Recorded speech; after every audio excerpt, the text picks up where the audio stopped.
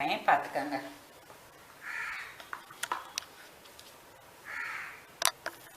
இதில் வந்து முதல்ல வந்து இப்படி நல்லா கையில் வச்சு தேய்ச்சிங்கன்னா அந்த இது பிரிஞ்சிடும், பூ பிரிஞ்சிடும். அதில் அந்த நடுப்பறை இருக்க பாருங்கள், ஸ்டிக்கியாக இருக்கும். இது இப்படி இருக்கும். இதை எடுத்துட்டு நம்ம யூஸ் பண்ணணும். அதுமாரியே இது வந்து இந்த டிரான்ஸ்பரண்ட்டாக ஒரு இது இருக்கும். இதுவும் வேகாது, அதனால் இதையும் எடுத்துடணும். இது வந்து சமையலில் சேர்க்க வேண்டாம். இதை எடுக்கணும், இப்படி தான் எடுக்கணும். இப்படி எடுத்திங்கன்னா சுத்தம் பண்ணுறது அதுதான், வேறு ஒன்றும் இல்லை. இதாக இருக்குது பாருங்கள்.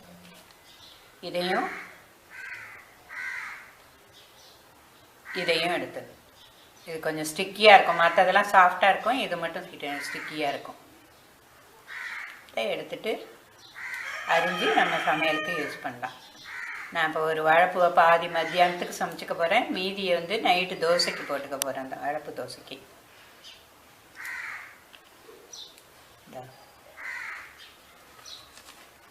இப்படி எல்லாத்தையும் ஒரு 4-5 பூவை எடுத்து இப்படி சேர்த்து வச்சுட்டு உள்ளங்கையில் வச்சு இப்படி தேய்ச்சிங்கன்னா, கையில் அதுக்கு முன்னாடி நல்லெண்ணெய் தடவிக்கலாம். நான் தடவிட்டால் கையில் கரையாகாது. இதாக இருக்குது பார்த்தீங்களா? நுனியில் வந்து அழுத்தமாக ரவுண்டாக இருக்கும். இது ரெண்டும் வேகாதுங்கிறதுக்காக இதை எடுத்துடணும் நம்ம, வேறு ஒன்றும் இல்லை.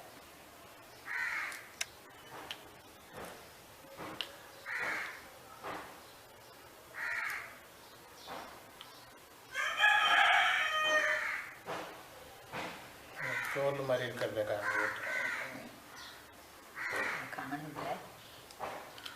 இதில் இருக்கும். இப்படி மூடி இருக்கும். நம்ம இப்படி பண்ணும்போது இது திறந்துடுது, அதனால தான் திறக்கிறது. இதை எடுக்கணும். அடுத்தது இதை எடுக்கணும். இந்த இடத்துல இருக்கும். இந்த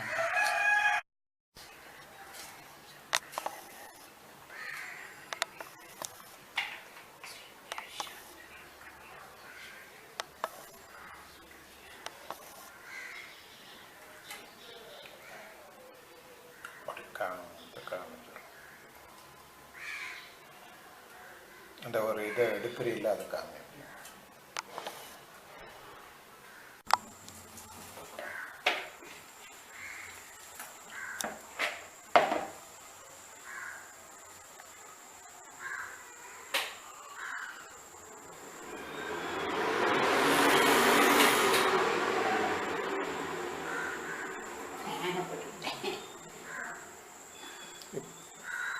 சொல்லிடு வாழைப்பூ தோசை செய்யணும். இன்றைக்கி நைட்டு டிஃபன் வந்து இந்த வாழைப்பூ தோசை செய்யலான்னு இருக்கோம். அதுக்கு தேவையானது வாழைப்பூவை நறுக்கி வச்சுருக்கேன். அதில் உப்பு மிளகாத்தூளை போட்டு பெசரி, மிளகாத்தூள் உப்பு தேவையானது, மிளகாத்தூளை போட்டு நல்லா கலந்துக்கணும். கலந்துட்டு அடுப்பில் வானதி வச்சுருக்கேன்.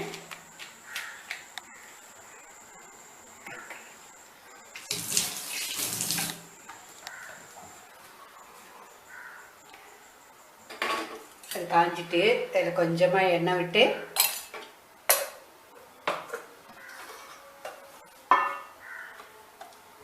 கடுகு உளுத்தம்பருப்பு தாளிக்கிறேன்.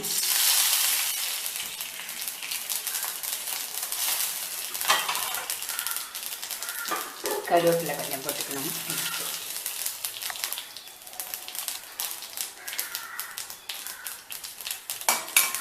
போட்டுட்டு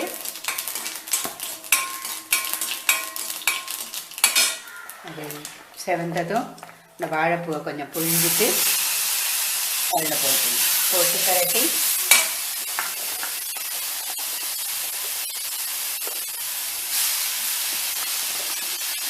தோசை மாவுலேயே உப்பு இருக்கும், அதனால் உப்பு பார்த்து போட்டுக்கணும்.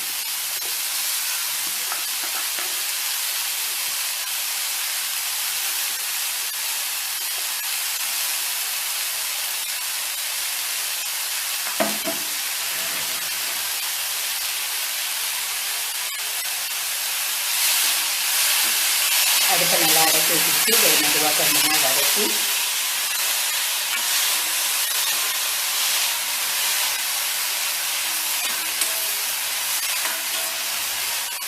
மூடி வச்சிடணும். அப்படியே கொஞ்சம் ஒரு 5 நிமிஷம் மூடி வச்சுட்டிங்கன்னா வெந்துடும். அப்புறம் தோசையில் போட்டாங்க. இப்போ கொஞ்சமாக வேக வச்சுக்கிட்டா கூட போதும்.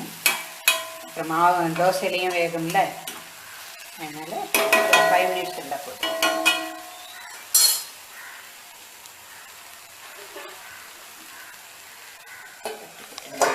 ஒரு 5 நிமிஷம் வேகட்டும். நடுவில் எடுத்து பெரட்டி விட்டுட்டுங்க, இல்லைன்னா அடி பிடிச்சிடும். இப்போ இது 4 தோசைக்கு போட்டுக்கலாம். இந்த 2 பேருக்கு 4 தோசை போடுவோம். தோசை மாவு வச்சுருக்கேன், அதில் போட்டு ஊற்றி இன்னும் தோசை வாக்க வேண்டியதான். 4 தோசைக்கு வராது, 2 தோசைக்கு தான் வரும்.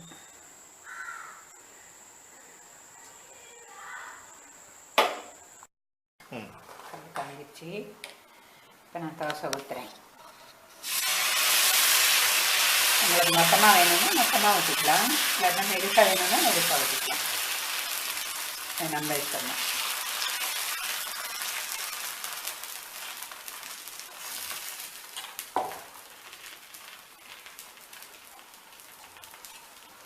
கொஞ்சமாக எண்ணெய் விட்டுக்கிட்டால் போதும். எண்ணெயை விட வேண்டாம், கொஞ்சம்.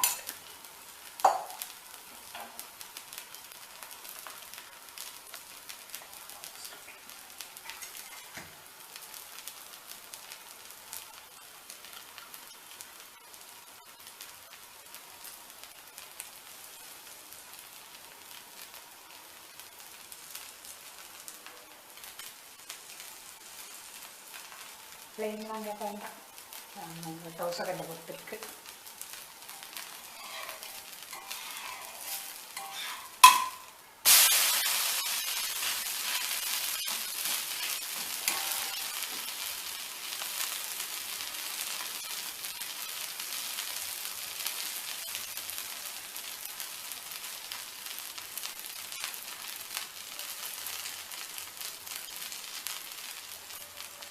உங்களுக்கு எண்ணெய் வேணும்னா எண்ணெய் ஊற்றிக்கலாம்.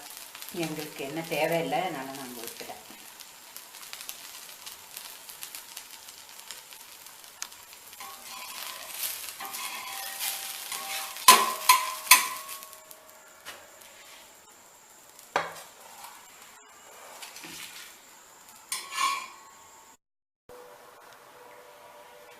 இட்லி பொடி சாம்பாரோடு சேர்த்து சாப்பிட நல்லாயிருக்கும்.